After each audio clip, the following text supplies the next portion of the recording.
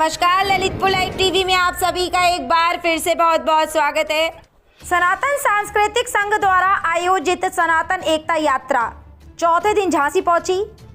यात्रा ललितपुर से शुरू होकर मध्य प्रदेश के टीकमगढ़, छतरपुर, महोबा, मऊरानीपुर होते हुए झांसी पहुंची। आध्यात्मिक यात्रा का जगह जगह स्वागत किया गया। यात्रा में विभिन्न साधु संतों और धर्मगुरुओं ने श्रद्धालुओं को प्रेरित किया।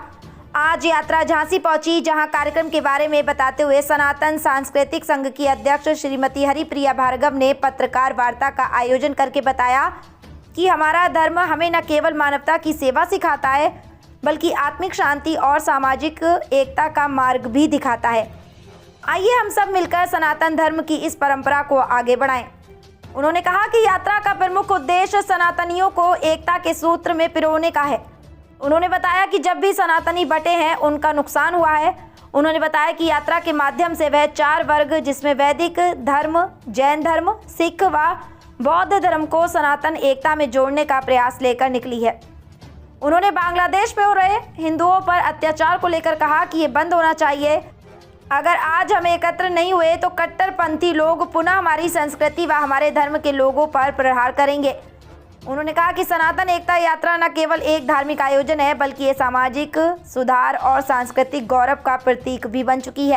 वसुधैव कुटुंबकम के सिद्धांत को बढ़ावा देते हुए यह यात्रा सनातन धर्म की व्यापकता और मानवता के प्रति इसके योगदान को हर क्षेत्र में ले जाने का प्रयास कर रही है।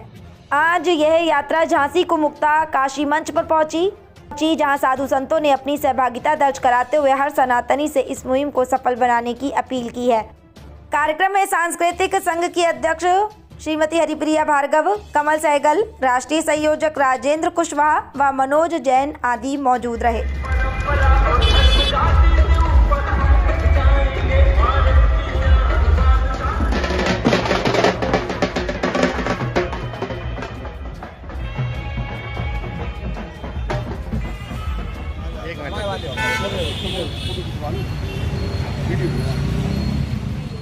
दिया है कि जाति, वर्ण, धर्म से ऊपर उठकर हम सबको एक होना है और एकजुट रहना है।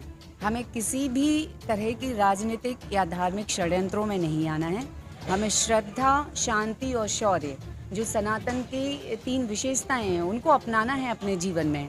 और जाति को अपने मन से एकदम निकाल देना है, मन भेद नहीं रखना है।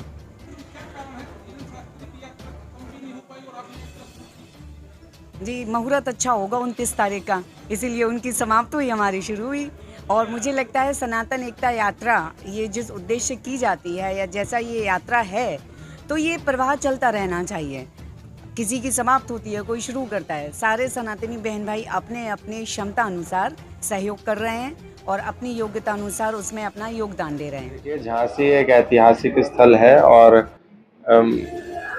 यहाँ झांसी की रानी के नाम से एक वीरांगना हमारी प्रसिद्ध हुई।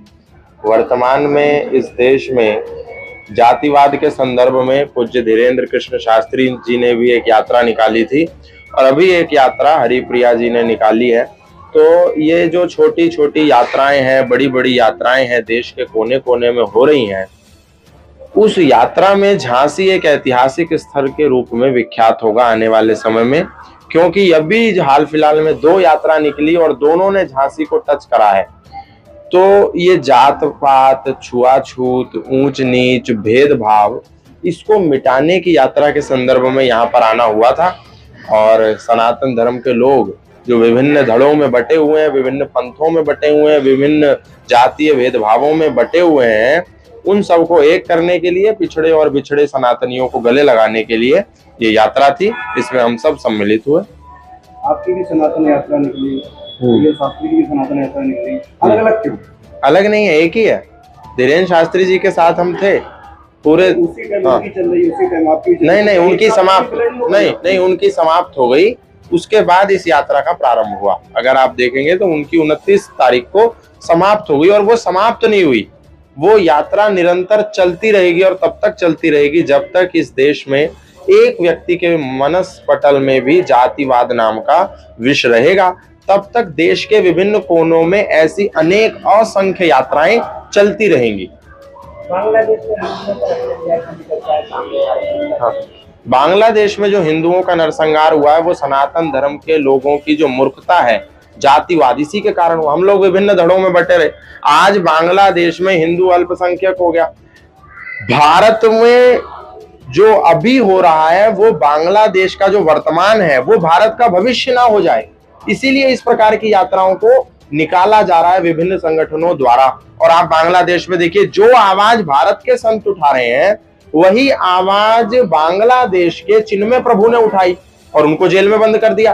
और सबसे बड़ी दुख की बात कि चिन्मय प्रभु का स्वयं का संगठन इस्कॉन, जो स्वयं को international society for Krishna consciousness कहता है, इंटरनेशनल संगठन इस्कॉन चिन्मय प्रभु के सिर पे से हाथ पीछे खींच लेता है और कहता है कि हमारा चिन्मय प्रभु से कोई लेना देना नहीं।